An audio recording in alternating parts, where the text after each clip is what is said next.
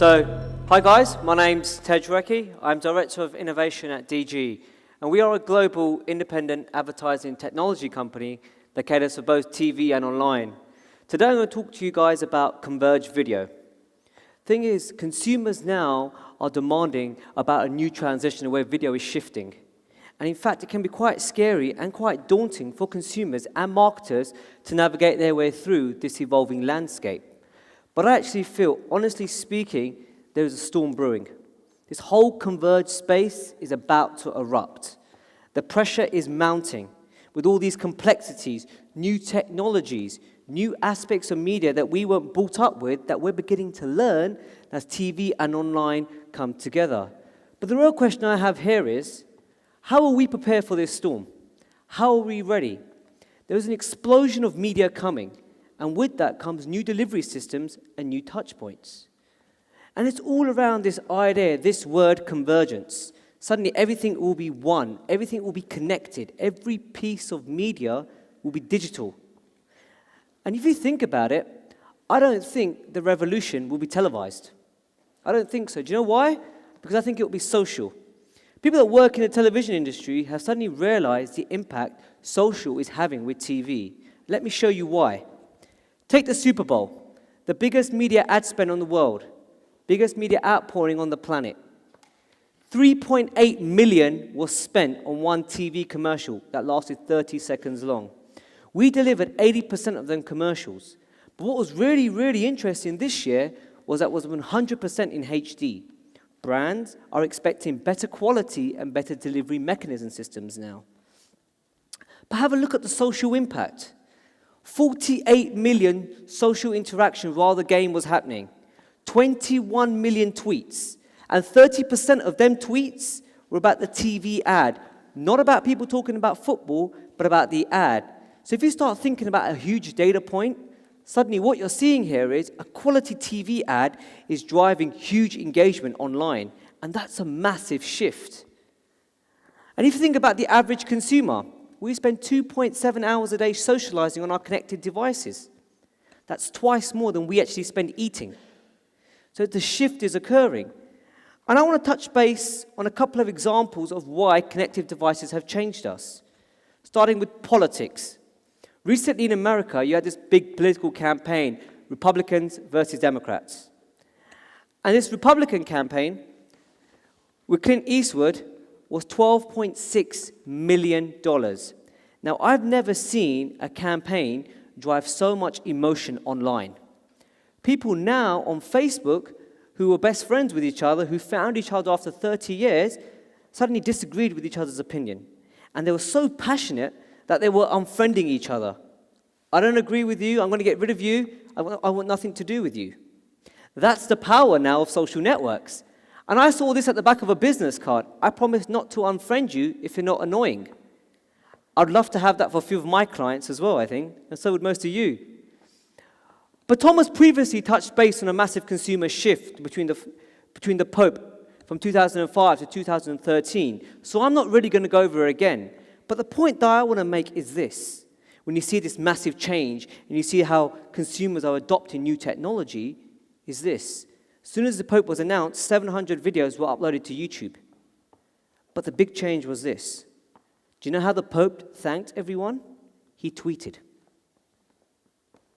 Twitter wasn't even around 8 years ago. So look at the shift of how we're driving consumer change. And for me, change on any level is emotional. It's difficult, it's hard. We felt it as an industry and we felt it as consumers. But I honestly feel video drives our attention. It gets our emotion going. Whether we're laughing, right, or we're crying when we're watching TV, video drives our emotion because it's the best way to connect to us and tell us a story. But TVs themselves are changing, and the way we're interacting with TVs are changing. Recently, I was in Las Vegas at CES, and I saw a 110-inch TV that was 4K. 4K resolution. I thought that was impressive.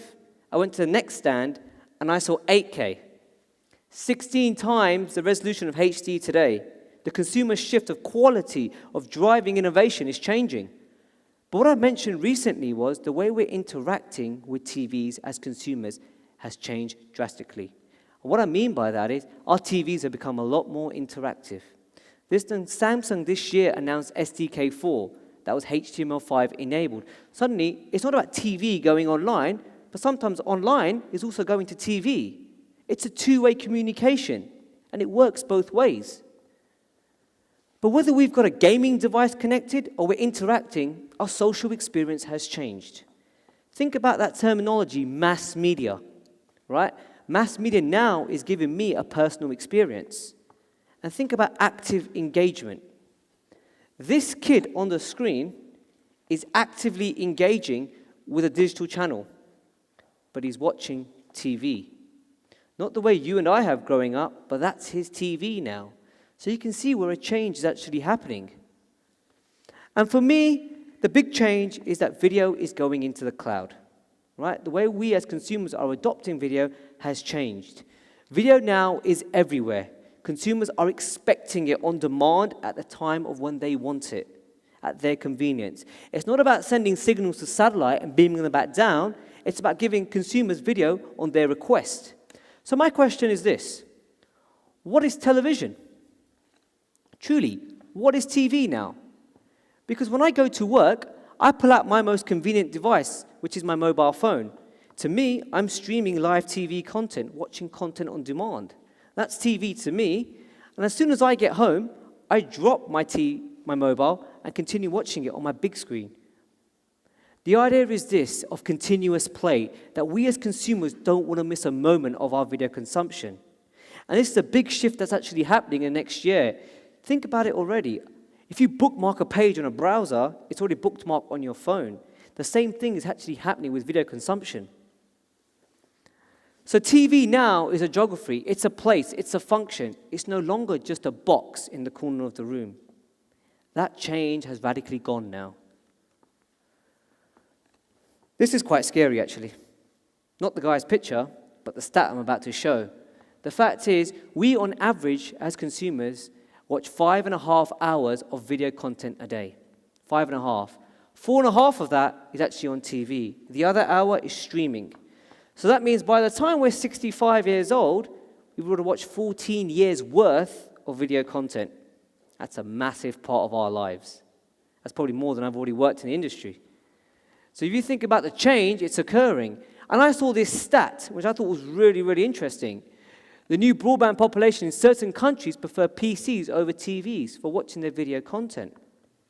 And you think about the shift here in Germany alone. 47.6 watch online video on a monthly basis. That's over half the population. But if you take it from a global perspective, you see a massive shift is truly occurring. Suddenly now consumers are watching online video, whether it's PC-connected devices or mobile, over 3/4 of watching it. And this idea of connected TV, it sounded ridiculous 10 years ago, that we're going to be sitting back on our TVs watching content streamed from the internet. Now, sorry, I apologize, this is a US stat, but 48% are doing it on a regular basis.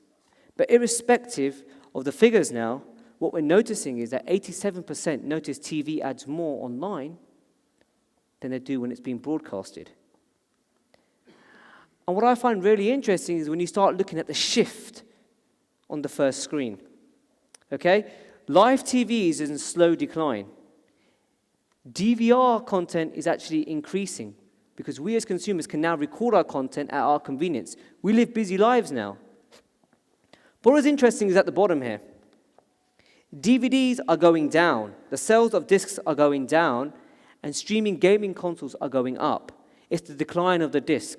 57th year this year of VHS, and that declined in 2001. Now it's truly time for the DVD and the formatted disc to decline as streaming content starts taking over. But being connected is truly changing us, and these devices alone are playing a huge part. 900 million phones will be shipped this year. 172 million tablets. Guys, that's over 1 billion mobile devices in 2013 alone that will be video enabled. Think about the devices we already have in our pockets that can consume content. So you can see where we're shifting. PC shipments are down 13.9% as well, and that's from the IDC, who do measurements since 1994. This is the first time they're reporting a massive, drastic change. 50% of what we actually do on our tablet devices is actually consume video content. The other is just general browsing and surfing away. And 4G is playing a huge part. 20% of all mobile connections in 2017 will be 4G enabled. What is 4G? Well, true 4G is 100 megabits per second. That means I can download a HD movie in under 5 minutes. That's probably faster than most of our broadbands at home today. But what the real interesting point is this is not about loading your Facebook or Twitter page faster. It's about consumption of video content. That's what 4G was actually there for. Why? Because 91% of internet traffic next year will be video. It was 40% the year before. That's a 50% increase. And if you think about it now, I found this stat 2 years ago, and I think it's more relevant now than it was then. That we're seeing an increasing blur between the TV set and the PC, with on-demand content flowing seamlessly between the two. I was reading this article about a month ago about housewives, and how housewives, when they're cooking, they've changed their habits. They're actually watching video content and cooking at the same time. The fact is they're killing two birds with one stone. You would think you'd be looking at recipes, but actually they're like, we're going to cook for the family, we might as well watch our content at the same time because we get no other time to do it. And I thought that was really fascinating because we here at DG, we put out a study on the state of convergence.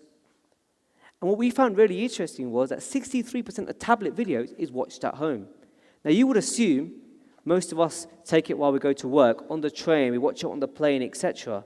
But when you start breaking this figure down, what you realize is this: 40% is in the bedroom, 39% is actually in the living room, 12% in the kitchen like we just saw, and 9% in the bathroom.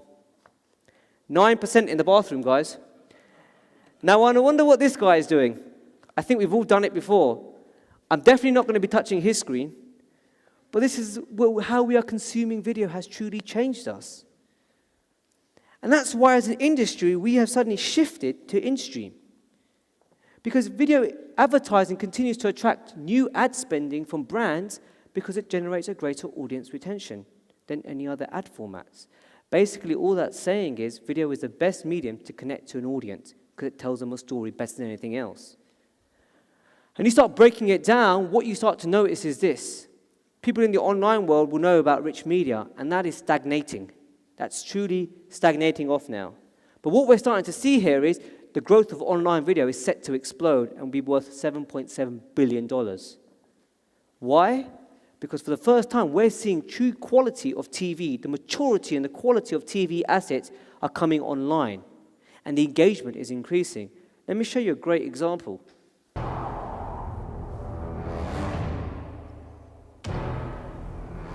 Imagine this oscillating fan is your computer password, and David Hasselhoff is a cyber criminal.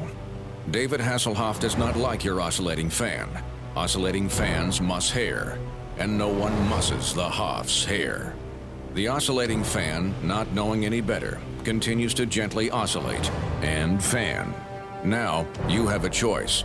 Do you allow Hasselhoff to have his way with your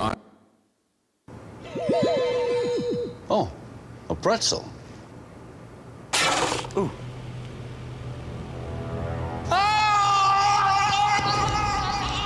Protect your oscillating fan from David Hasselhoff. Deny digital dangers with Norton Internet Security 2011.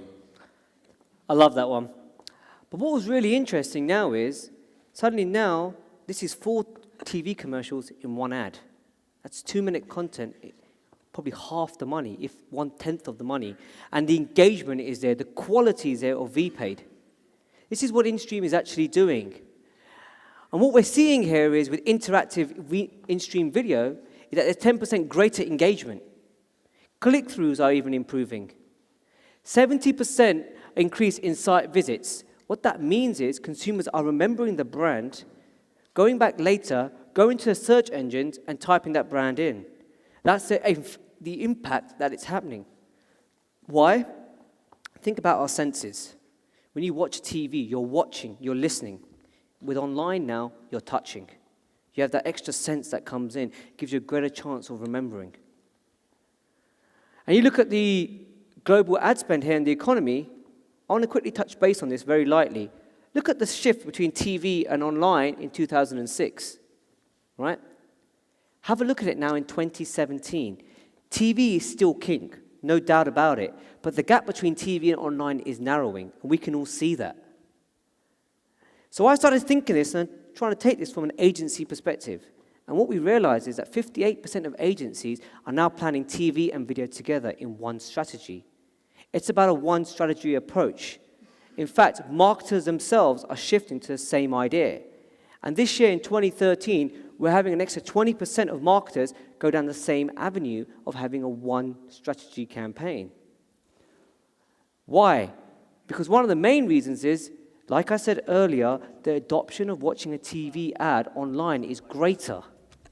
In fact, it has an 85% higher brand recall. So that's an impressive stat just there. It's a huge data point if you come to think about it. This, to me, sums it all up. This is from a CPG client, Rekhi, and they said their sales figures doubled when they did a TV and a multi-screen campaign. That was TV plus online. It comes down to it, the whole reason why we advertise is to raise revenue to increase sales.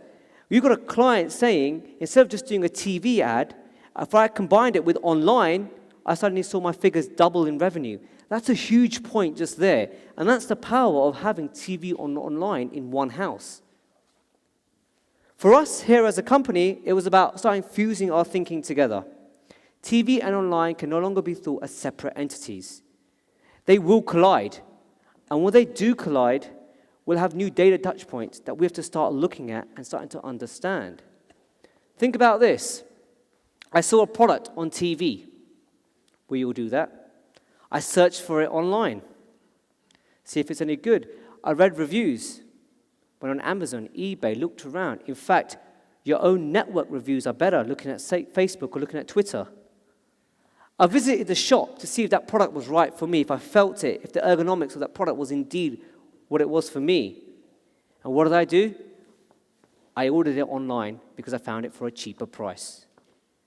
That's a huge data point when you bring these two worlds together. And that's an attribution model there in its own. So when you come to think about it, what does this mean for a consumer? What does this mean when you bring the TV and online together? It means dual screen. 88% of us are on a connected device while we're watching TV. The fact is, most of us are using our mobile devices without even knowing that we're actually using them, and the TV is just playing in the background. When you start breaking these figures down, what you see here is majority of us are checking emails.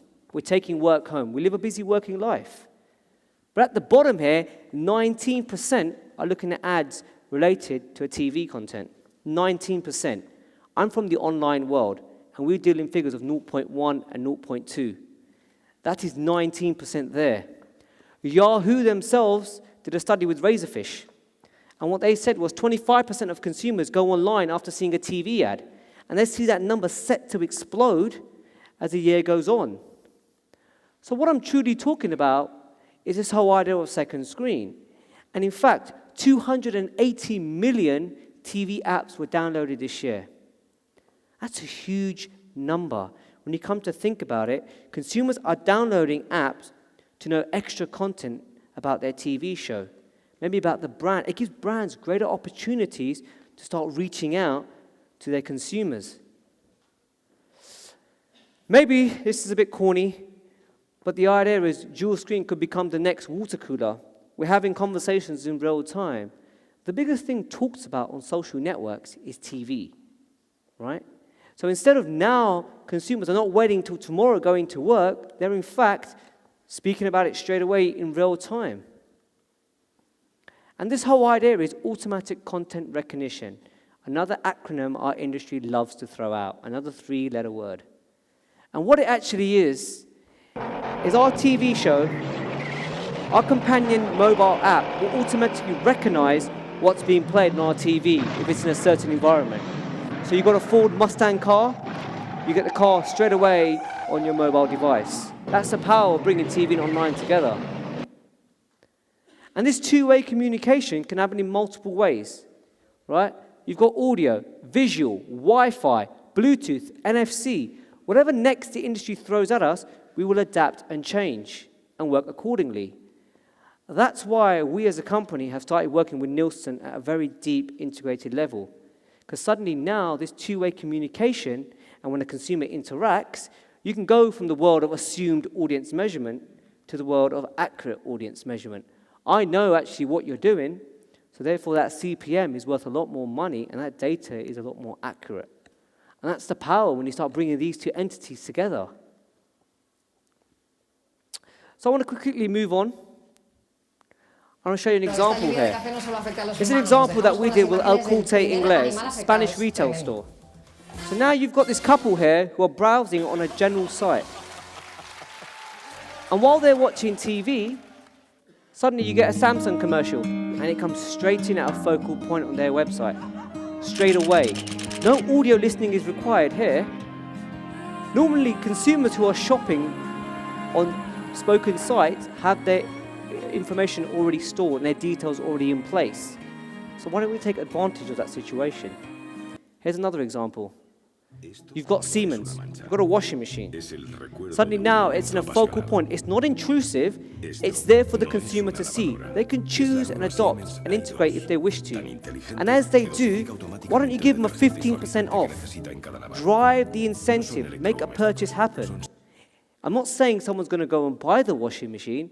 I'm saying you're giving them a greater chance of making it aware to them, to making that purchase actually happen.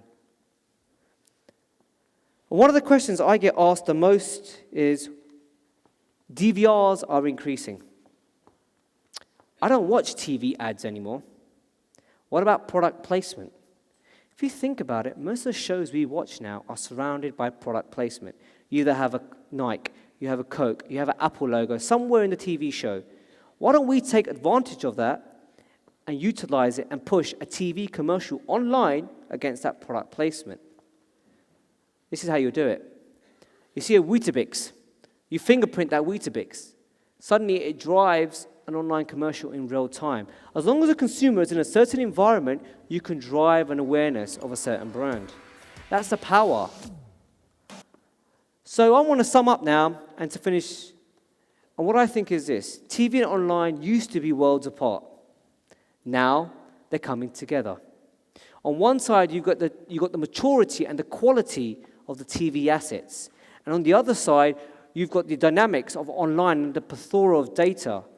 And when they start communicating together, we have an overlap of a new area. Suddenly that overlap is mobile, social, analytics. These are the combinations that we have to start putting together now to drive these forces together. For us as a company, it's a little bit cheesy, I apologize. It's the marriage of TV and online coming together. For us, it's where TV spots meet online advertising. Thank you very much.